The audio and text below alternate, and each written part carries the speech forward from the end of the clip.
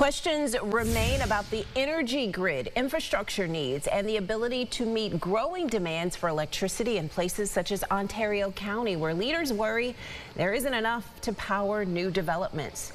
Tonight, Ryan Hermanat continues our coverage with a closer look at the greater Rochester area. Over the past few weeks, we've been talking about the concerns of our neighbors in Ontario County when it comes to growing demand for an aging electric grid. A new report from the state shows this could be a problem across New York in the years to come. Now, community leaders in Rochester are calling for a solution. The New York Independent System Operator oversees the state's electric grid, which is among the oldest in the nation.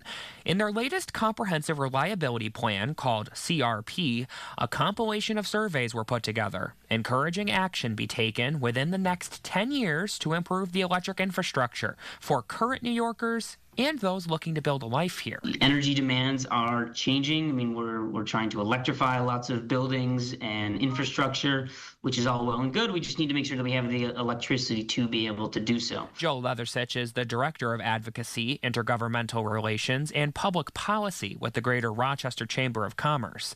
He says these concerns are at the forefront of his and his colleagues' minds when thinking of the projected development in the Rochester area for the next decade. It was a good reminder of the investments that need to be made to help us in our region in particular realize the growth that we're trying to have happen here. You can see in this diagram included in the report areas at risk for low voltage performance within the next 10 years. Rochester is classified within the Central New York zone, one of the largest areas of concern for the system operator.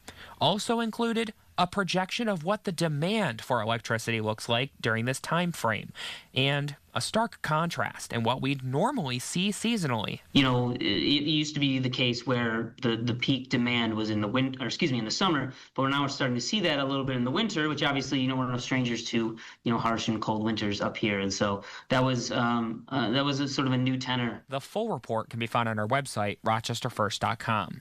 In Rochester, Ryan Hermanat, News 8. Get the Rochester First streaming app today for everything you love from News 8 On Demand, plus exclusive shows you won't see anywhere else. Search ROC and download for free on Roku, Amazon Fire, and Apple TV.